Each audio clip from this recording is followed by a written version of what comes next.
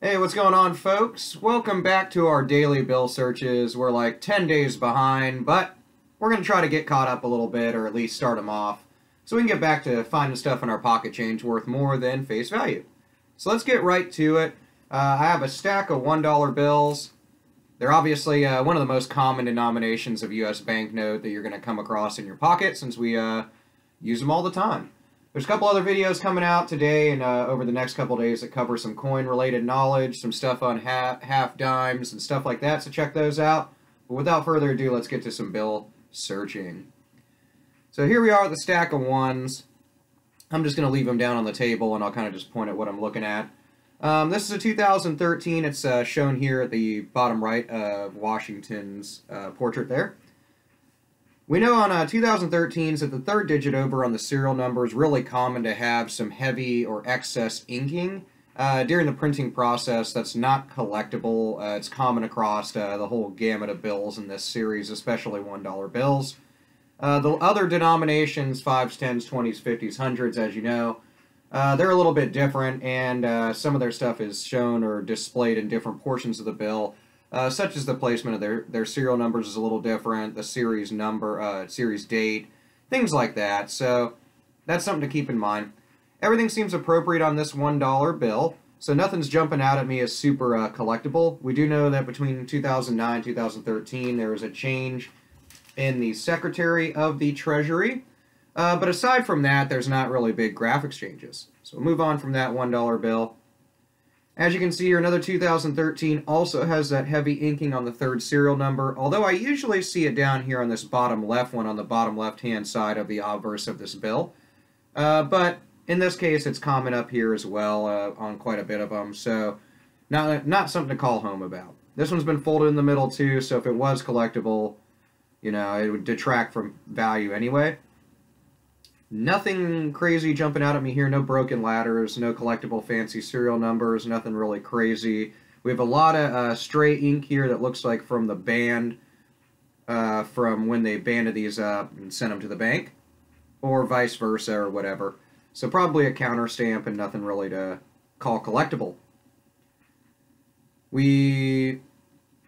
First look, I thought this might be something as far as a broken ladder, but now that I see the repetition of multiple numbers, it's not going to be anything crazy.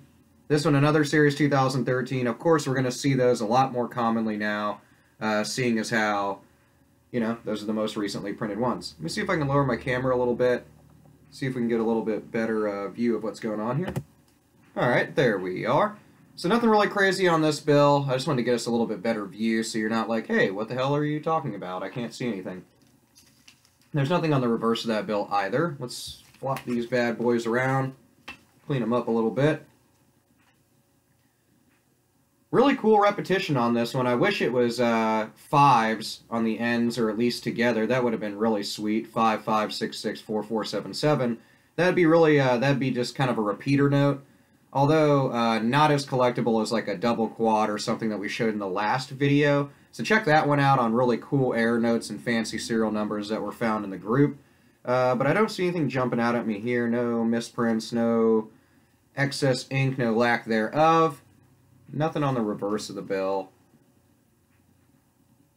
Once again, another good, it almost looked like a good date bill, but of course, that is not a date bill. We have a little bit of stray inking. I'll see if I can get it closer to the old camera here. It's probably really hard to see. Especially, there we go.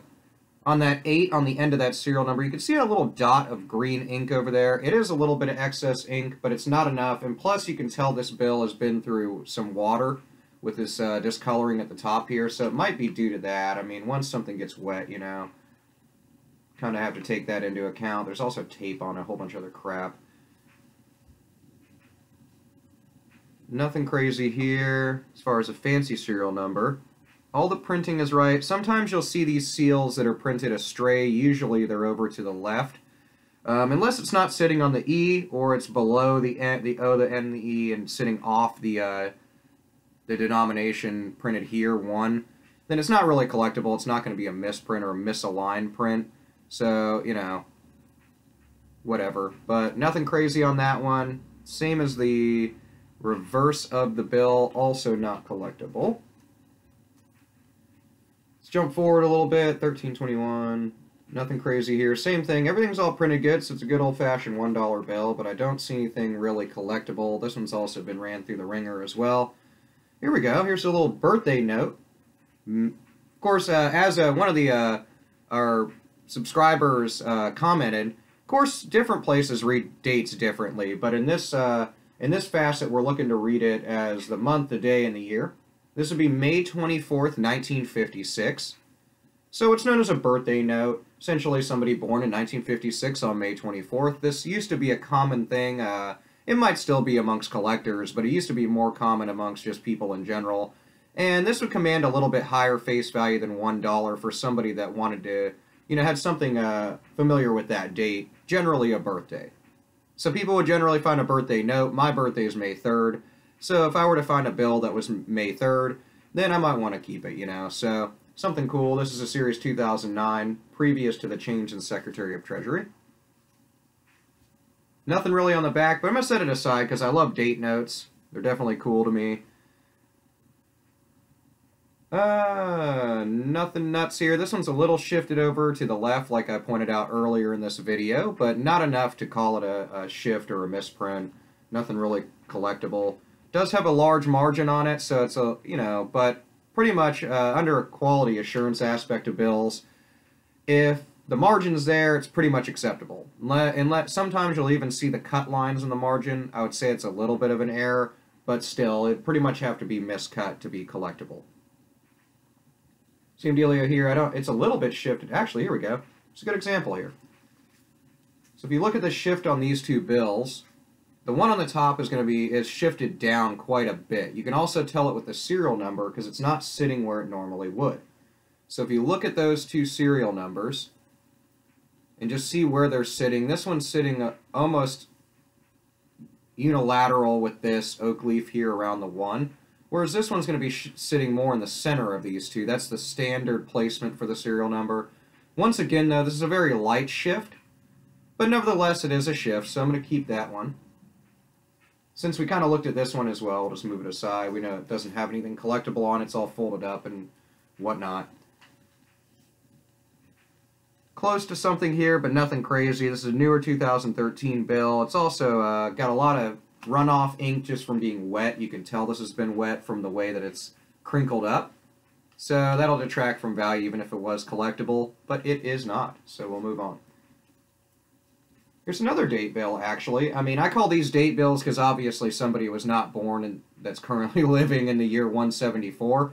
But nevertheless, I call them date bills. I think they're collectible if they're something historical, like the signing of the Declaration of Independence, storming of Normandy, the fall of the German Wall, the Berlin Wall, stuff like that. Historical events, if you find a date bill that's for that, then it's definitely collectible in my opinion. There's nothing error bill related with this bill. In fact, it's quite screwed up as far as condition is concerned. But, nevertheless, this would be July 8th, year 174. So we're coming across some cool stuff in this search today. I really like that.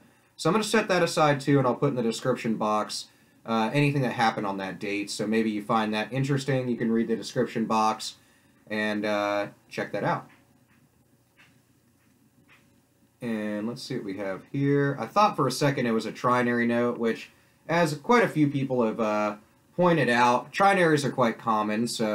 But with this 5 thrown in there, that's going to pull away from that. It does have a light shift that's almost off this E entirely, as you can see with that Department of the Treasury seal there.